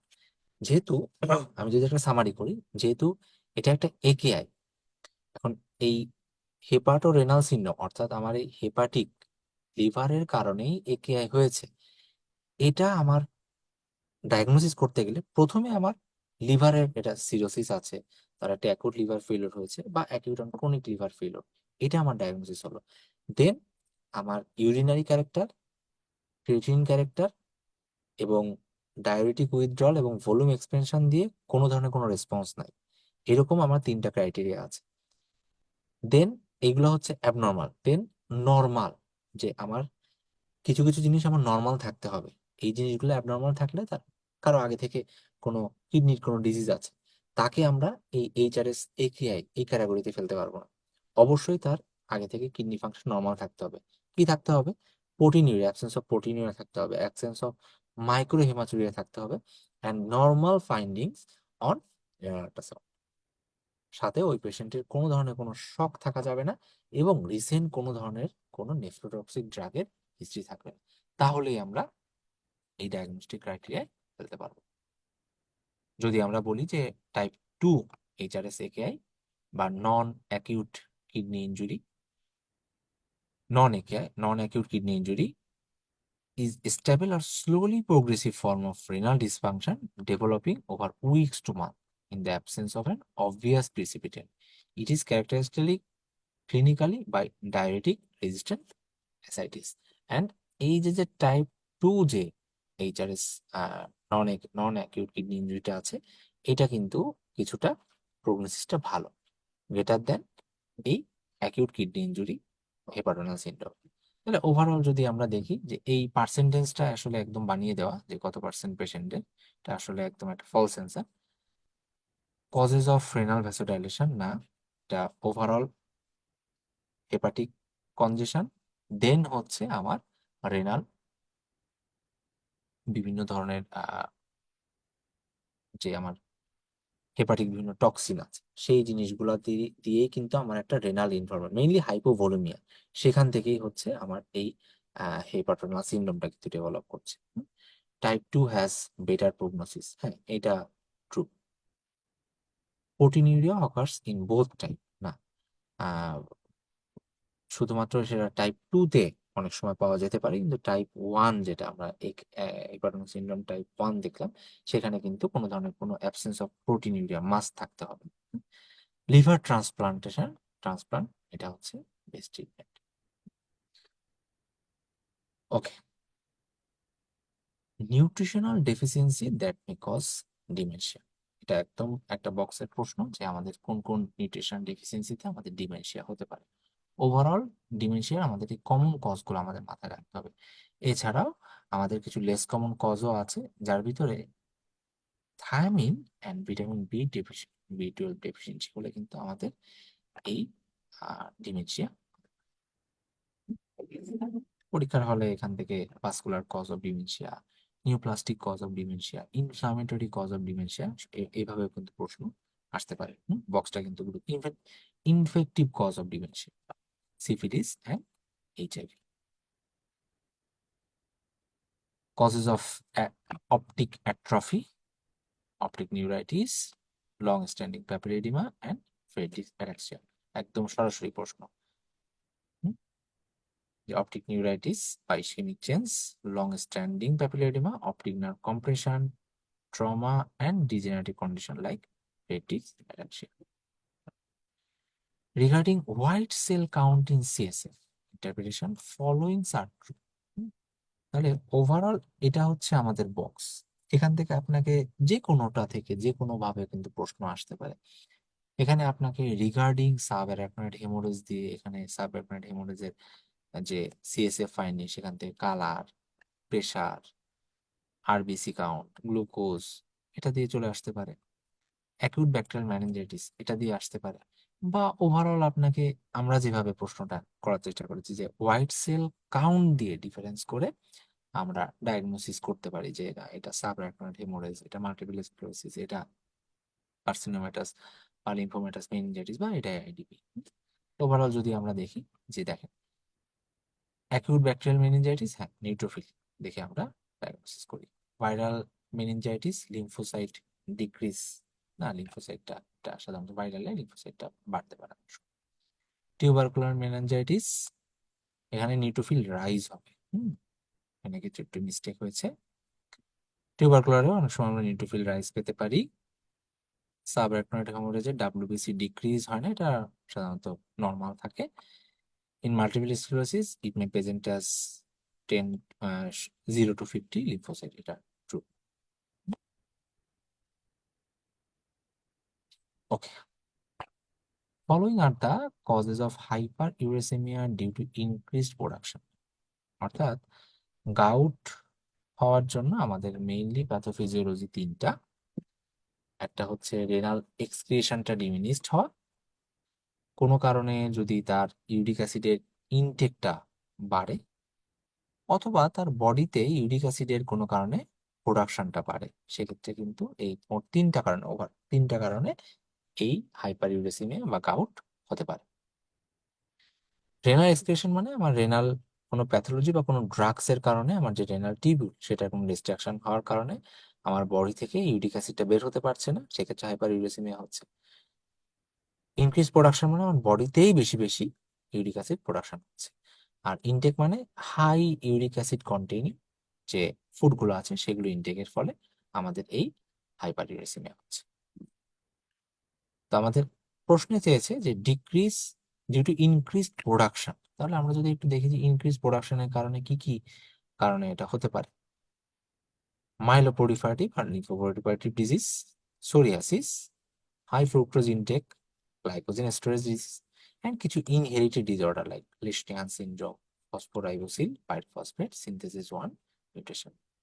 কিছু food like কেম, shellfish, offal, red meat, এগুলোর কারণে কিন্তু অনেক সময় আমাদের hyper uricaemia হতে পারে। কিছু কারণ আছে আমাদের রেনাল এক্সক্রিয়েশনটা যদি কোনো কারণে ড্যামেজ হয়, লাইক টিউবুলার রিঅবজর্পশনটা যদি বেড়ে যায় ইউরিক অ্যাসিডের, সেখান থেকে আমাদের এই হাইপারউরেসিমিয়া হতে পারে। রেনাল ফেইলিওর, লেড টক্সিসিটি হয়ে যদি রেনাল টিউবুলার ড্যামেজ হয়, ল্যাকটিক অ্যাসিডোসিস, অ্যালকোহল, কিছু drugs like thiazide and loop diuretics, low dose aspirin, একটু খেয়াল রাখতে হবে। Cyclosporine, pyrazinamide, cancer chemotherapy and ACE inhibitor. তাহলে এখান থেকে কিন্তু এইভাবে প্রশ্ন আসতে পারে যে স্পেসিফিক করে যে due to decreased excretion, due to increase production, due to increase intake, বা ড্রাগস কজিং হাইপারইউরেসিমিয়া, সেভাবে কিন্তু প্রশ্ন আসতে পারে, অনেকভাবে আসতে পারে। লেট টক্সিসিটি মানে হচ্ছে আমাদের রেনাল যে টিউবুল আছে সেটা ড্যামেজ করে, অর্থাৎ এক্সক্রিয়েশনটা কমিয়ে দিয়ে কিন্তু হাইপারইউরেসিমিয়া হয়। এইচপিআরটি মিউটেশন হলে আমাদের এই প্রোডাকশনটা বেড়ে যায়। ল্যাকটিক অ্যাসিডোসিস হলে আমাদের সেই টিউবুলার ড্যামেজ হয়, সেক্ষেত্রে কিন্তু এক্সক্রিয়েশনটা কমে যায়। সোরিয়াসিস, ফসফোরাইবোসিল পাইরোফসফেট সিন্থেস মিউটেশন, এগুলোতে আমাদের প্রোডাকশনটা বাড়ে। ওকে, সিমটমস অফ ডিপ্রেসিভ ডিসঅর্ডার। কিছু সোমাটিক সিমটম আছে, কিছু সাইকোলজিক্যাল সিমটম আছে, এরকম আলাদা আলাদা করে আসতে পারে। Somatic symptom of depressive disorder, psychological symptom of depressive disorder. Psychological মানেই চলে যাবে আমাদের সেই আধ্যাত্মিক যে জিনিসগুলো আছে, আমাদের মুড রিলেটেড, যে depress mood, reduce self esteem, pessimism, guilt, নিজের কাছে গিল্ট ফিল করা, একদম loss of enjoyment, loss of interest, হ্যাঁ, বিভিন্ন ধরনের সুইসাইডাল থিঙ্কিং। আর যখন সোমাটিক, যে স্পেসিফিক আমাদের খাদ্য খাবারের রুচি কমে যাচ্ছে, আমাদের ওয়েটের চেঞ্জ হচ্ছে, ঘুমের সমস্যা হচ্ছে, ফ্যাটিক লাগছে, libido, loss of libido, bowel disturbance বা মোটর রিটার্ডেশন হচ্ছে, এগুলো হচ্ছে আমাদের সোমাটিক। কিন্তু পরীক্ষায় জাস্ট মানে এখানে এসেছে যে সিমটমস অফ ডিপ্রেসিভ ডিসঅর্ডার, দেখেন guilt and disturb sleep, poor concentration, worry, irritability, এগুলো কিন্তু আমাদের অ্যাংজাইটির সিমটম। তো এই অ্যাংজাইটি আর ডিপ্রেশন, দুইটা সিমটম কিন্তু আমাদের একটু পাশাপাশি রেখে একটু পড়তে হবে, কম্পেয়ার করে।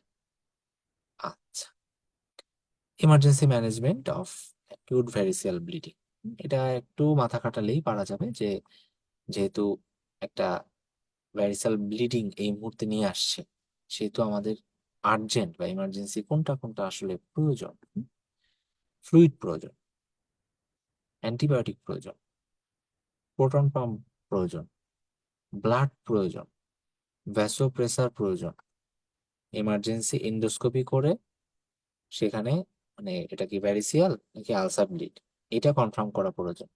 যদি ভ্যারিসিয়াল হয় তাহলে ভ্যারিসিয়াল ব্যান্ড লাইগেশন প্রয়োজন। এগুলো হচ্ছে আমাদের ইমার্জেন্সি ম্যানেজমেন্ট। এই ক্ষেত্রে আমাদের প্লাটলেট অ্যাফেরেসিস, অ্যান্টিহাইপারটেনসিভের কোনো ধরনের কোনো রোল নেই। এটা কিন্তু একদম সরাসরি আমাদের এই বক্সের প্রশ্ন। Okay, complication of acute viral hepatitis, সহজ প্রশ্ন। অ্যাকিউট লিভার ফেইলিওর, অনেক সময় যদি হেপাটাইটিস এ দ্বারা ভাইরাল হেপাটাইটিস হয়, সেক্ষেত্রে কোলেস্ট্যাটিক হেপাটাইটিস হতে পারে, অ্যাপ্লাস্টিক অ্যানিমিয়া হতে পারে, chronic liver disease and cirrhosis যদি হেপাটাইটিস বি সি দ্বারা হয়, এটা কিন্তু কমপ্লিকেশন হিসেবে আসতে পারে। অ্যান্ড রিল্যাপসিং হেপাটাইটিস, ভালো হচ্ছে আবার খারাপ হচ্ছে, ভালো হচ্ছে খারাপ হচ্ছে, এটা কিন্তু অ্যাকিউট ভাইরাল হেপাটাইটিস এর কমপ্লিকেশন। তাহলে acute liver failure, relapsing hepatitis, chronic liver disease and cholestatic hepatitis.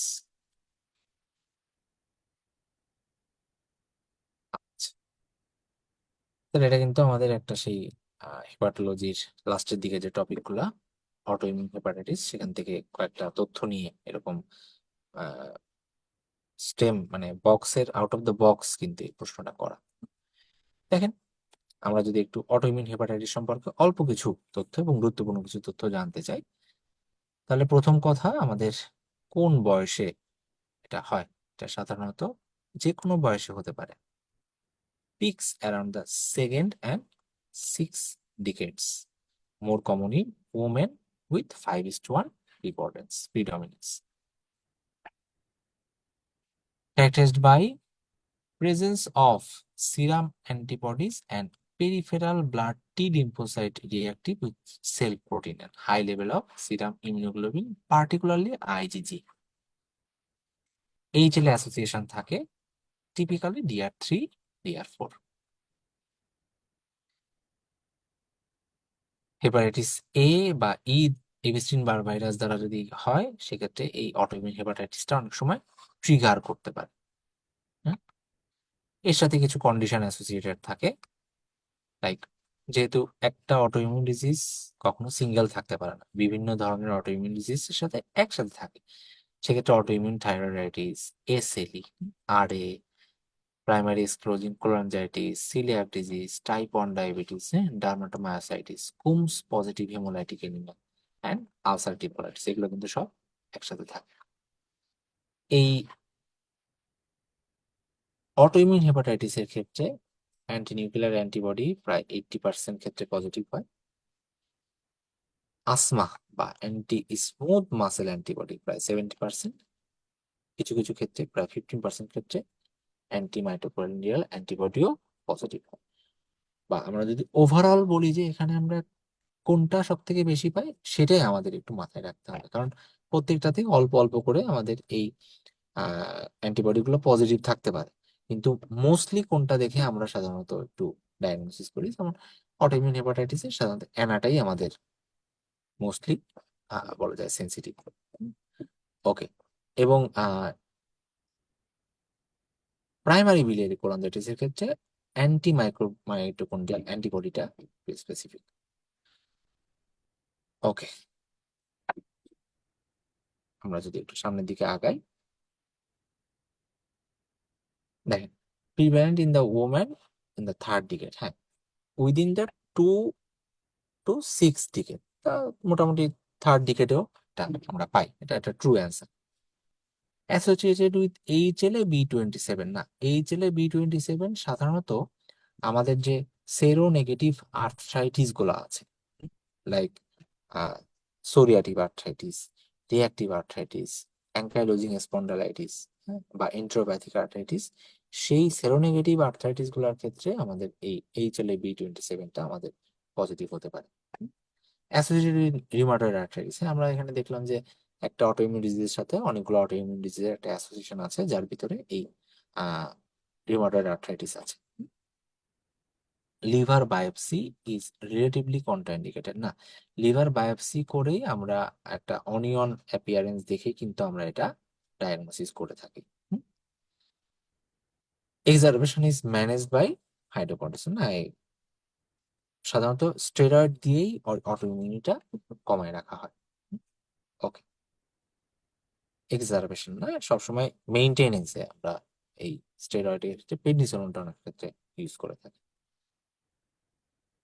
ওকে, আমরা যদি একটু সামনের দিকে আগাই, following are the features of septic arthritis, তাহলে নামের সাথে কিন্তু কাজের একটা মিল আছে। সেপটিক আর্থ্রাইটিস তার মানে কোনো একটা ইনফেকশন, সেটা হতে পারে তার ব্লাড বর্ন বা কোন একটা রেসপিরেটরি ট্র্যাক্ট ইনফেকশন, সেটা একটা হেমাটোজেনাস রুটে যে ট্রান্সমিশন হয়ে আমাদের যে জয়েন্ট ক্যাভিটি আছে, সেই জয়েন্ট ক্যাভিটিতে যে একটা অ্যাকিউট একটা ইনফ্লামেশন, একটা অ্যাকিউট মনো আর্থ্রাইটিস নিয়ে আমাদের পেশেন্ট প্রেজেন্ট করতে পারে।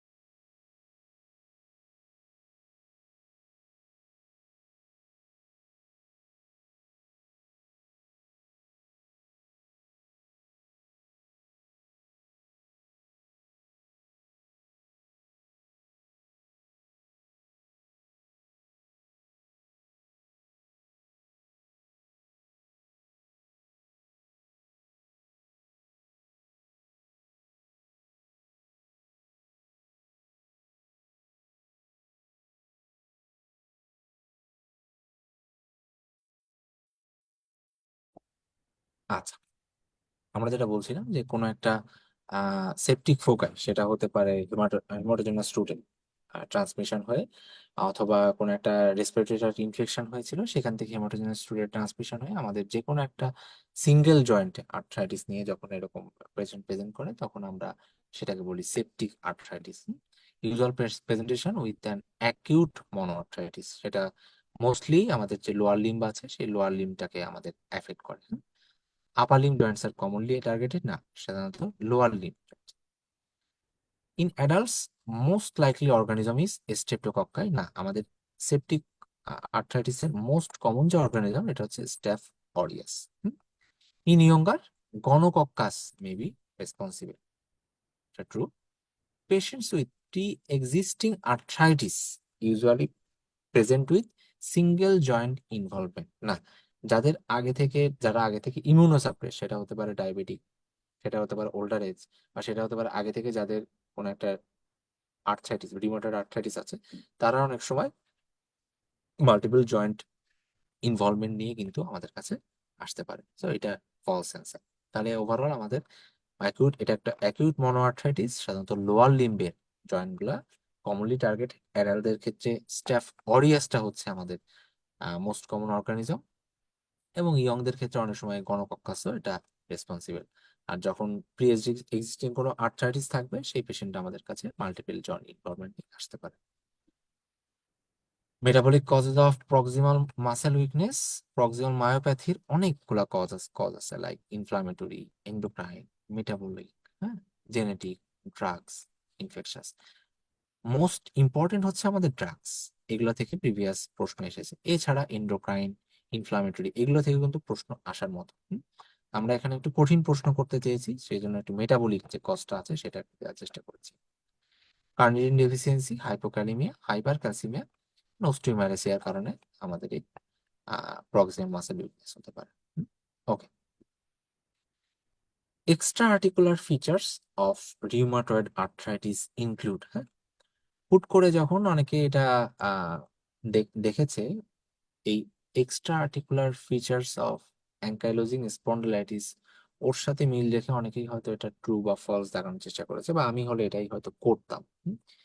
কিন্তু খেয়াল রাখতে হবে যে কোন এক্সট্রা মানে কোন ডিজিজের ক্ষেত্রে এটা চেয়েছে, এটা হচ্ছে মোস্ট ইম্পর্টেন্ট। হ্যাঁ, রিউমাটয়েড আর্থ্রাইটিসে যে জয়েন্ট ইনভলভমেন্ট হয়, সেখানে কোন কোন জয়েন্ট ইনভলভমেন্ট হয়, কি হয় না হয়, এগুলা থেকে আদার দেন জয়েন্ট ইনভলভমেন্ট, অর্থাৎ এক্সট্রা আর্টিকুলার কি কি ফিচার পাওয়া যায়, সেগুলো কিন্তু আমাদের ইম্পর্টেন্ট বেশি। অর্থাৎ এরকম একটা বক্স আমাদের in case of rheumatoid arthritis আমরা পাই, সিস্টেমিক, মাসকুলোস্কেলেটাল, হেমাটোলজিক্যাল, হ্যাঁ, লিম্ফেটিক, আলাদা আলাদা করে আমাদের জানতে হবে। আরেকটা এক্সট্রা আর্টিকুলার ফিচারের একটা বক্স পাই, এটা হচ্ছে in case of ankylosing spondylar arthritis. আর দুইটা একটু পাশাপাশি করে নিয়েছি, কারণ একটা পরীক্ষায় আসছে, অন্যটা দাগিয়ে দিয়ে চলে আসছে, পুরো কিন্তু অ্যান্সার ভুল হয়ে যাবে। এটা আমাদের চেয়েছে extra articular feature of rheumatoid arthritis. Fever, এটা একটা সিস্টেমিক ফিচার। থ্রোম্বোসাইটোপেনিয়া, এখানে না, থ্রোম্বোসাইটোপেনিয়া হতে পারে যদি ফেলডি সিনড্রোম হয়, সাধারণত থ্রোম্বোসাইটোসিস হয়। অ্যান্টিরিয়র ইউভাইটিস হয়, এটা আমরা যেটা বলছিলাম পাশাপাশি দেখানোর চেষ্টা করেছি, যে এক্সট্রা আর্টিকুলার ফিচার অফ স্পন্ডাইল অর্থোপ্যাথি বা অ্যাঙ্কাইলোজিং স্পন্ডিলাইটিস। ফ্লুইড ডিফিউশন, এটা ট্রু। অ্যাওর্টিক ইনকম্পিটেন্স, এটাও কিন্তু আমাদের extra articular feature of ankylosing spondylitis. এই জন্য আমরা এই দুইটা বক্স একটু পাশাপাশি করে দেখানোর চেষ্টা করছি। ওকে, আঙ্কা অ্যাসোসিয়েটেড ভাস্কুলাইটিস, ওভারঅল এটা হচ্ছে আমাদের ভাস্কুলাইটিস, আমাদের ভেসেলের ইনফ্লামেশন। এটা কিছু আছে আমাদের স্মল ভেসেল, কিছু আছে আমাদের লার্জ ভেসেল, কিছু আছে আমাদের মিডিয়াম সাইজ ভেসেল। তো আমরা যদি একটু আলাদা আলাদা করে পড়ি, লার্জ ভেসেল সাধারণত জায়ান্ট সেল আর্টারাইটিস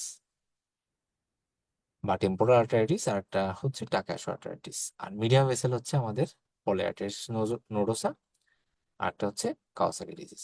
আর স্মল ভেসেলের ভিতরে আনকা পজিটিভ আছে, আনকা নেগেটিভ আছে। আনকা পজিটিভের ভিতরে সি আনকা আছে, পি আনকা আছে। সি আনকার ভিতরে আছে গ্রানুলোমাটাস পলিএনজাইটিস, আর প্রিয়াঙ্কার ভিতরে microscopic polyangiitis or eosinophilic granulomatous polyangiitis. Okay, তাহলে আমরা যদি একটু দেখি, তাহলে আনকা অ্যাসোসিয়েটেড ভাস্কুলাইটিস কি? Microscopic polyangiitis and granulomatous with পলিঅ্যাঞ্জাইটিস।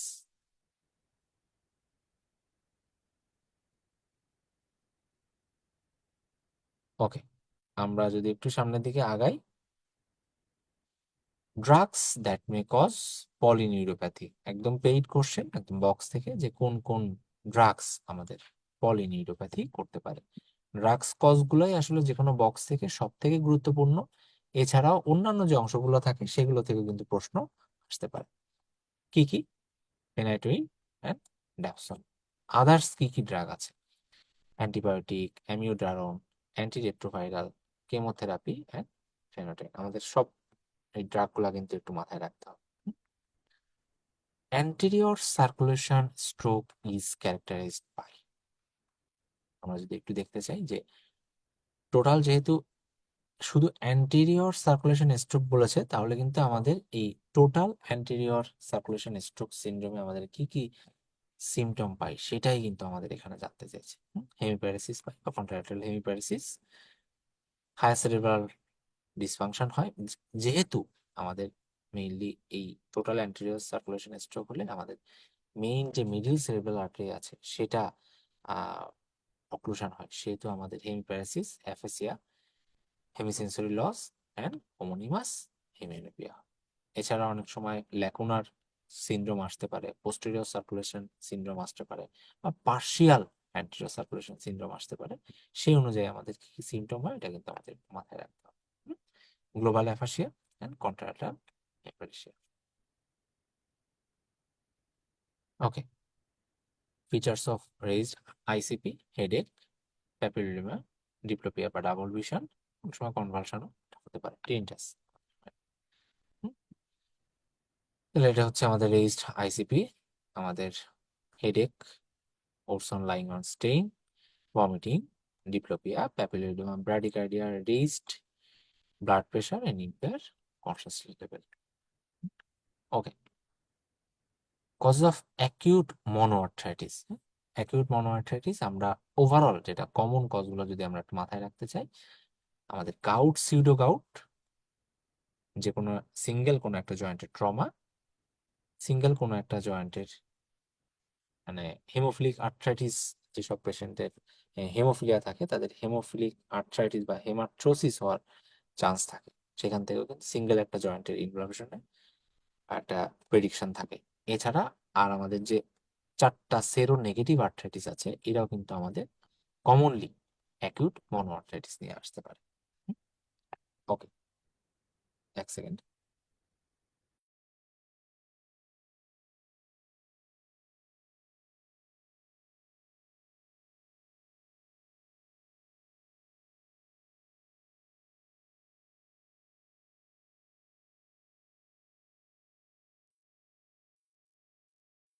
তাহলে আমরা যদি cause of acute monoarthritis দেখতে চাই, তাহলে gout, trauma and septic arthritis.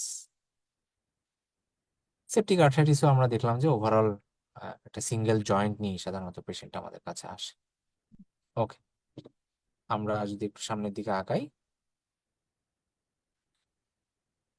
Okay, which neurotransmitter abnormality is most commonly associated with Alzheimer disease?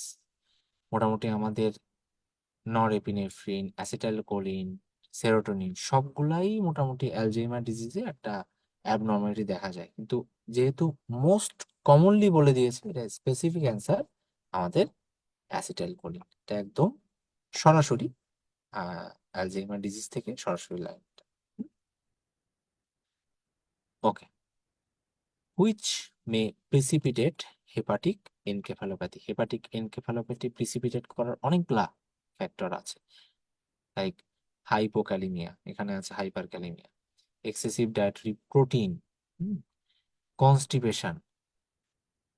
এই কারণগুলোতে আমাদের অনেক সময় হেপাটিক এনকেফালোপ্যাথি প্রিসিপিটেট করতে পারে। অনেকগুলো কারণ আছে, যার ভিতর থেকে এখানে আমাদের যেহেতু সিঙ্গেল বেসড কোশ্চেন, সেহেতু আমাদের এখানে answer constipation. True in Guillain Barre syndrome. Myasthenia gravis যেমন ইম্পর্টেন্ট, জিবিএসও কিন্তু তেমন important.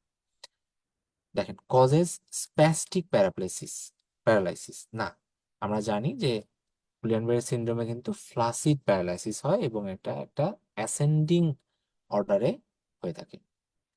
Causes motor neuropathy only না, মোটর প্লাস সেন্সরি দুই ধরনের নিউরোপ্যাথি কিন্তু এখানে হতে থাকে। is a disease of central nervous system, না, it is a disease of peripheral nervous system. It is an immune mediated condition. এটা হচ্ছে আমাদের ট্রু অ্যান্সার। কারণ এখানে আমাদের ঘটনাটা হয় যে স্পেসিফিক কোন একটা ব্যাকটেরিয়া লাইক ক্যাম্পাইলোব্যাক্টের জেজুনি, এটা দিয়ে একটা ডায়রিয়া হয়, এখান থেকে আমাদের একটা অটো ইমিউন মেডিয়েটেড একটা কন্ডিশন হয়ে আমাদের যে নিজস্ব যে পেরিফেরাল নার্ভাস সিস্টেম আছে সেই নার্ভ সেলের বিপক্ষে সে হচ্ছে অ্যান্টিবডি তৈরি করে আমাদের হচ্ছে এই নার্ভ সেলগুলো ডিস্ট্রাকশন করতে থাকে, ফলে একটা অ্যাসেন্ডিং অর্ডারে আমাদের এই ফ্লাসিড প্যারালাইসিস হতে পারে। Usually involve the spinal cord, না, ইউজুয়ালি এটা ইনভলভ স্পাইনাল কর্ডটা আমাদের করে না। Okay, bitemporal hemianopia is found in overall. এটা হচ্ছে আমাদের যে বিভিন্ন ধরনের যে blindness, monocular blindness, bitemporal hemianopia, right hemianopia, superior quadrantanopia, right inferior quadrantanopia, কোথায় কোন লেশন হলে কি হবে? সাধারণত আমাদের এই অপটিক নার্ভে,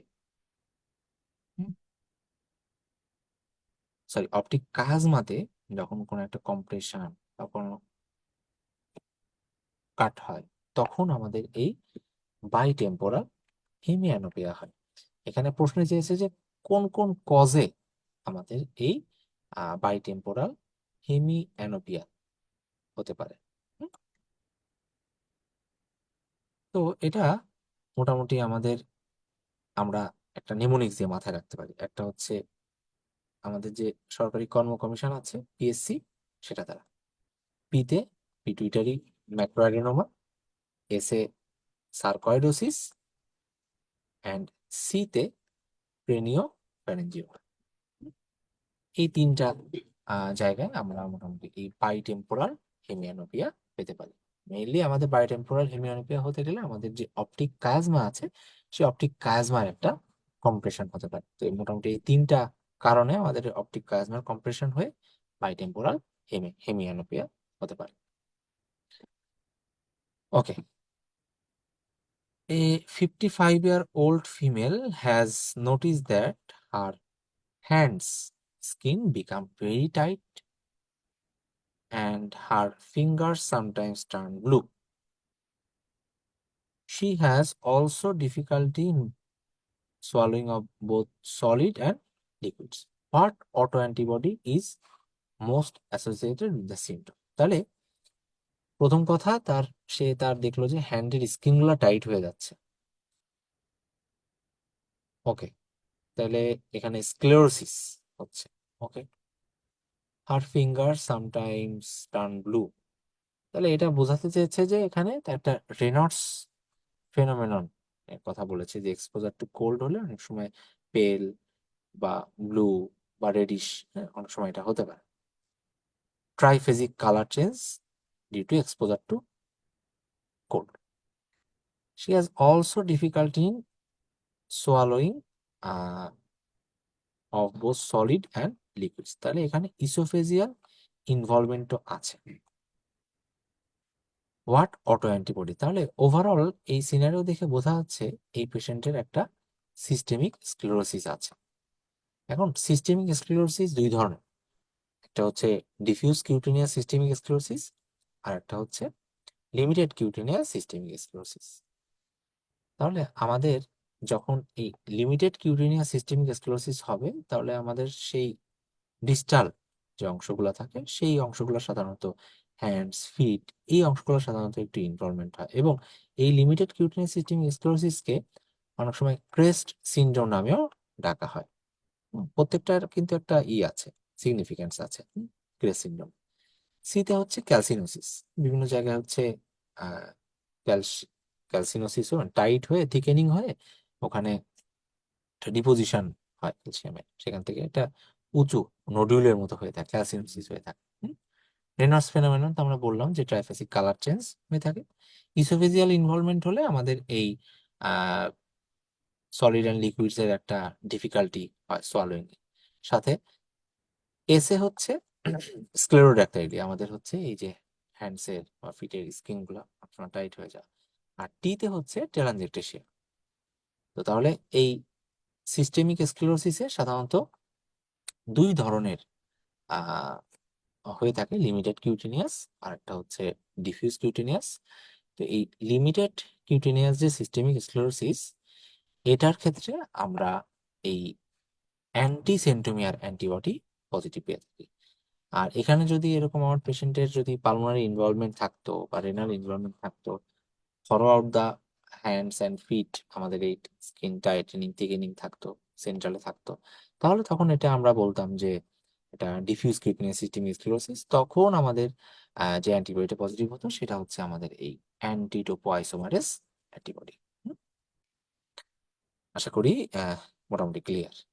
এখানে আমাদের ডায়াগনোসিসও যেতে পারতো, এখানে কিন্তু একটু আরো অ্যাডভান্স যে কোন অ্যান্টিবডি পজিটিভ পাওয়া যায়, সেটা anti centromere antibody. Okay, a 33-year-old man came to OPD with tremor. তাহলে একটা নিউরোলজিক্যাল একটা সিমটম আমরা এখানে দেখতে পাচ্ছি, একটা মিডল এজড মেল।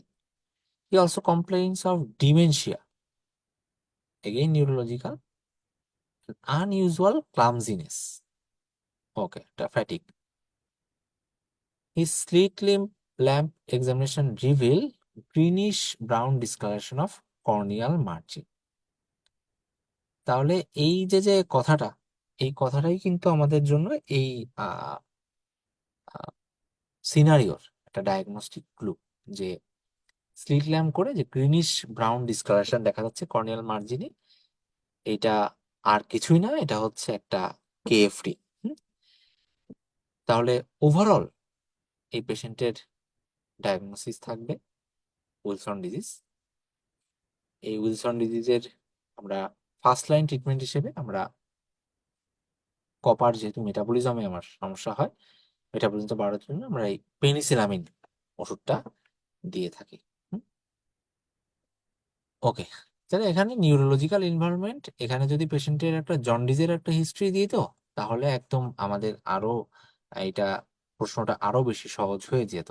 যেহেতু জন্ডিসের হিস্ট্রি না দিয়ে একটা নিউরোলজিক্যাল সিমটমের কথা বলেছে, সাথে একটা স্লিট ল্যাম্পে একটা গ্রিনিশ একটা ব্রাউন ট্রেডিং এর কথা বলেছে, এটাই হচ্ছে আমাদের diagnostic for Wilson disease. Pharmacological treatment is either chelating agent, D-penicillamine, or tryptophan that increase the urinary copper excretion, or zinc salt, which reduce absorption of the dietary copper. আমাদের first line drug হচ্ছে এই D-penicillamine. Okay, a 30-year-old patient came to OPD with pruritus. She also gives history of having Hashimoto thyroiditis. তাহলে চুলকানি আছে, generalise চুলকানি, সাথে একটা autoimmune disease আছে।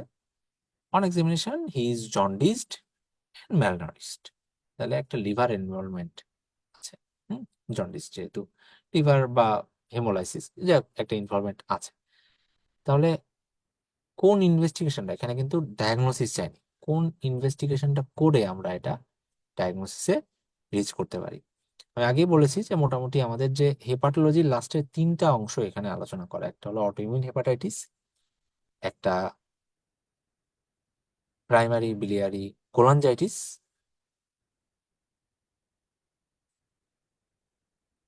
এই দুইটা অংশ কিন্তু আমাদের খুব ভালো করে আমাদের একটু মাথায় রাখতে হবে। তো আমরা যদি একটু সামনের দিকে আগাই, দেখেন এই পিবিসি, এটা একটা ডায়াগনস্টিক ক্লু হচ্ছে পেশেন্টের একটা প্লুরিটাস থাকবে।